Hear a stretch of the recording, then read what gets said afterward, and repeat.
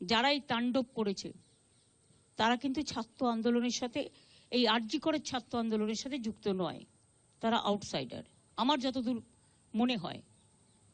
আমি যতটুকু ভিডিও দেখতে পেয়েছি, কারো হাতে ন্যাশনাল ফ্ল্যাগ, তারা হচ্ছে বিজেপি, আর কারো হাতে ডিওয়াইএফ এর সাদা লাল ফ্ল্যাগ। আমার কাছে 3টে ভিডিও আছে, আমি দেখেছি। কালকে পুলিশকে যেভাবে আক্রমণ করা হয়েছে, আমাদের একজন ডিসি যিনি নিরাপত্তার জন্য ওখানে ছিলেন, আমার 2জন ওসিও ছিলেন, 1 ঘন্টা তাকে খুঁজে পাওয়া যায়নি। আনকনসাস অবস্থায় তাকে উদ্ধার করা হয়। তখন তার মাথা ফেটে মানে চুরচুর করে রক্ত পড়ছে। তাকে আমি সঙ্গে সঙ্গে রাত 3টে আমি পুলিশকে বলি ওকে অ্যাপেলেতে নিয়ে যাওয়ার জন্য, কারণ ব্রেন স্ক্যান ট্যান করতে হবে।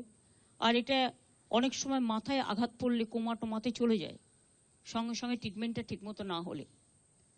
তাছাড়াও অনেকেই মার খেয়েছে পুলিশের, কিন্তু আমি একটা সাধুবাদ তাদের দেবো, তারা ধৈর্য হারাননি।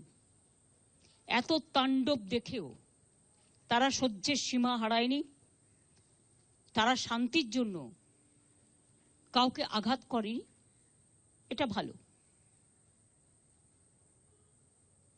বাঁধ ভেঙে গেলে, একটা গান আছে না রবীন্দ্রনাথ ঠাকুরের, বাঁধ ভেঙে দাও, বাঁধ ভেঙে দাও, বাঁধ ভেঙে দাও। বাঁধটা ভাঙা উচিত না। আন্দোলনের পরিসীমা, আন্দোলনের সীমা যারা আন্দোলন করে তাদের নজরে রাখতে হয়। আমি ছোটবেলা থেকে আন্দোলন করেই জন্মেছি, আন্দোলন করেই বড় হয়েছি। আমরা কোনোদিন হসপিটালের ভেতরে গিয়ে সব তাণ্ডব করিনি, ফায়ার ব্রিগেডে গিয়ে এসব করিনি, এসব মাথায় রাখবেন। দীর্ঘদিন দাঙ্গার সময় রাজনীতি করিনি। বাবরি মসজিদ ধ্বংসের সময় আমি নিজে, তখন রাইটার্স থেকে কেউ বেরোচ্ছিল না, আমি নিজে বুদ্ধবাবুদের গিয়ে বলেছিলাম বলুন আমার কোনো সাহায্য লাগবে কিনা, কারণ সেই কদিন আমি একা রাস্তায় ছিলাম আর কেউ ছিল না। আর তখন একদিন শুধু 4-5 দিন বাদে মাদার টেরিজার সাথে আমার একটা দেখা হয়েছিল লামার্টিনে, লোরেটো শিয়ালদার একটা স্কুলে। সেখানে হঠাৎ করে দেখা হয়ে গেল, কারণ আমি রিলিফ দিতে গিয়েছিলাম। তাছাড়া কেউ সেদিন রাস্তায় ছিল না। 7-8 দিন দাঙ্গায় প্রচুর মানুষ মারা গিয়েছে।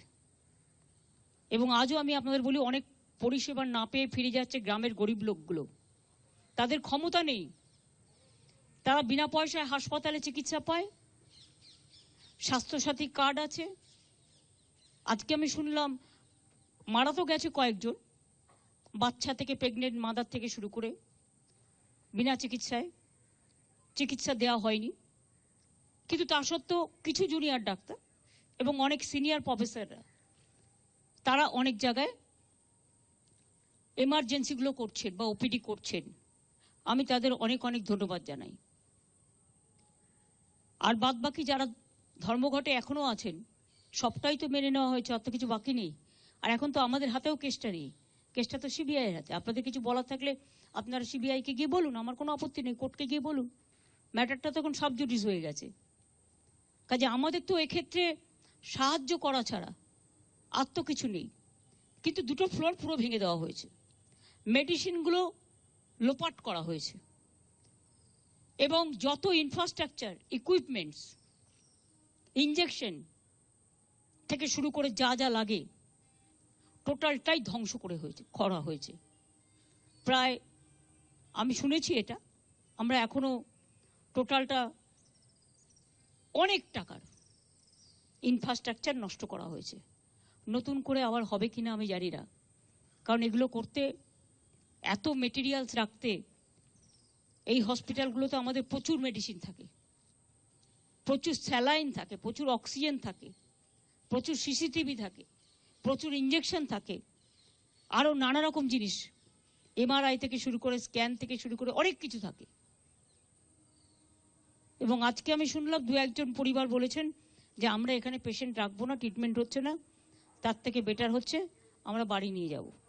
তা যদি কেউ পেশেন্টকে বাড়ি নিয়ে যেতে চায়, সেটা তাদের নিজেদের ব্যাপার, নিজেদের অধিকার। কাজে এ ব্যাপারে আমার কোনো বক্তব্য নেই। আমরা চেষ্টা করব, যদি তিনি কোনো হাসপাতালে শিফট করতে চান আমরা নিশ্চয়ই তাদের সাহায্য করব। এটা মানবিক ব্যাপার, রোগীকে চিকিৎসা দেয়।